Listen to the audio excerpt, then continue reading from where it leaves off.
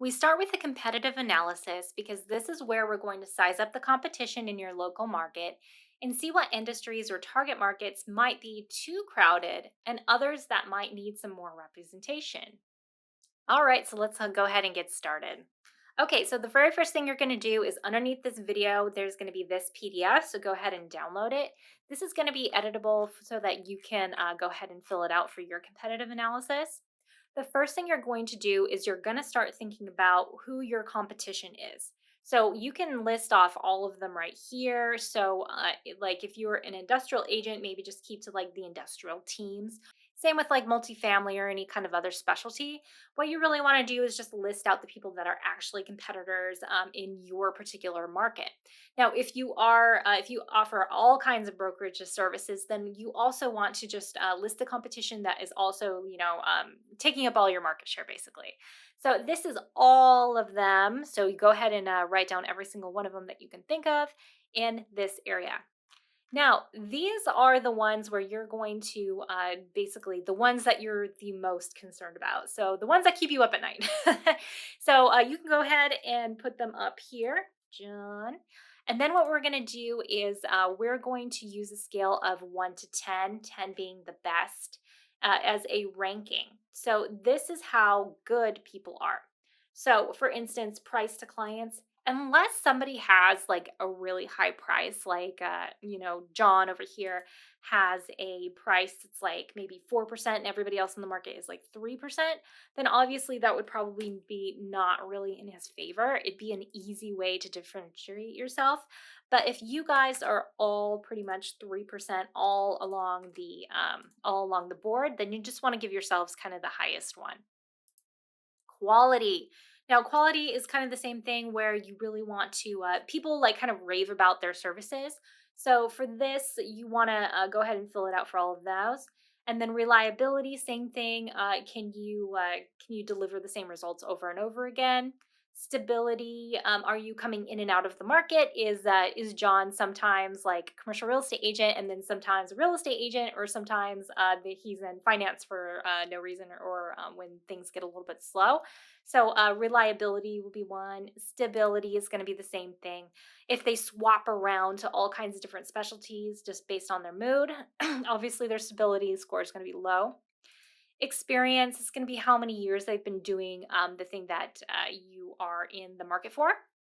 Sales method. So if people really like their method, obviously you're going to want to go higher or like lower depending.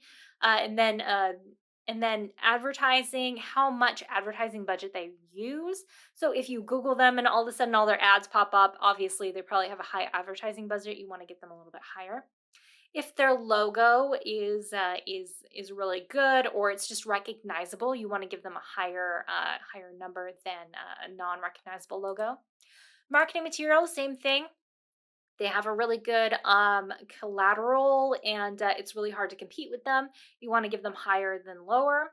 And then personality of the agent. Sometimes, ask me how I know.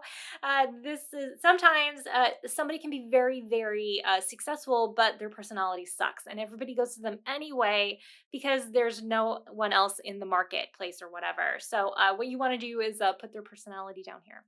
At the end, it's going to automatically add up all your totals here so that you can see who clear winner is. And you can kind of get an idea here on what you need to improve versus what your competitors have available. So now here are questions to ask yourself. So how will I attract quality clients? So if you are just going to do cold outreach, then you definitely want to put it in there, like your cold outreach strategy. If you wanted to do any kind of ads or anything, you want to put that in there. If you're going to have a really high quality nurture sequence, so like if you have a really good newsletter and you want people to come into that newsletter, then that's how you're going to be attracting clients. So these kind of things you just kind of want to think about.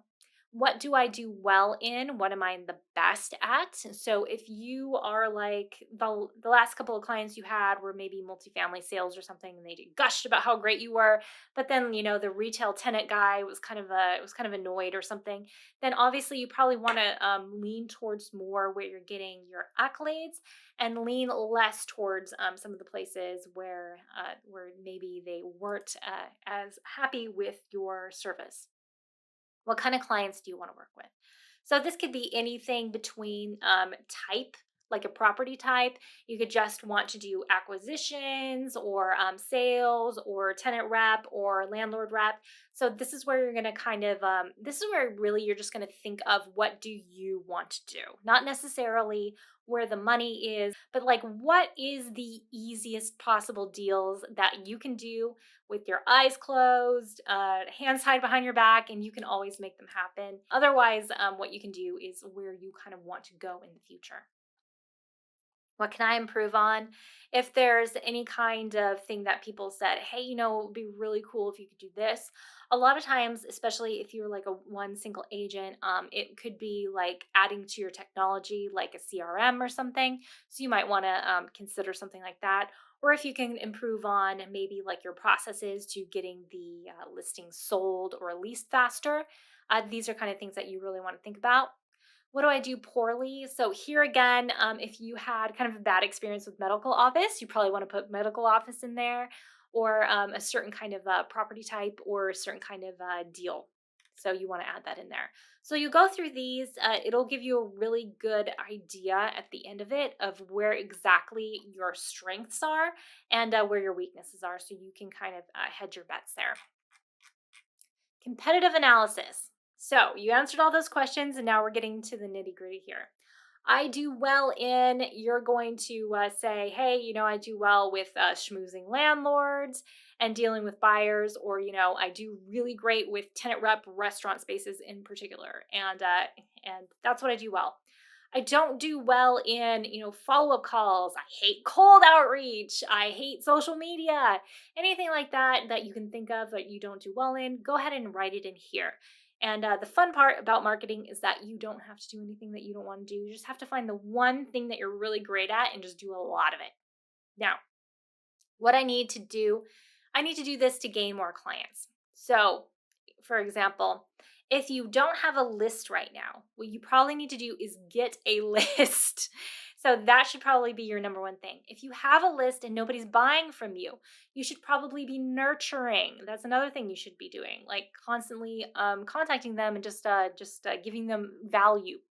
Another thing you can be doing if you are having problems where they are coming to you and they're doing the meeting, but you're not getting the deal, branding is where you need to be. So, these are things that you need to think about in order to get more clients in the future. Now, I need to remove this threat to gain more clients. So, for instance, cash flow is a big one. And if you're like, God, I don't have any cash flow. If I could have cash flow, I could do more ads, I could do more of everything. Then, obviously, you probably just need to get rid of the feast and famine cycle of your business. Otherwise, it would be like no access to a certain kind of software. If you don't have access to, some of the big ones like LoopNet and stuff, that could be a real big dampener on how big you can get in the future. And you might want to prioritize that. Or if you have no access to a certain kind of training, say you need some more training in contracts and contract negotiations or just writing contracts in general, that's another thing that you really need to put in there in order to really strengthen your business. So once you're finished with this, congratulations, you completed a SWOT analysis of your marketing plan. Now you can go through and you know your strengths, weaknesses, opportunities, and threats. This document is to provide you with a starting point of where you currently are in the market and some great ideas on where you need to head towards. So let's not stop here. Keep going on your journey to better identify your unique selling proposition. I'll see you in the next video.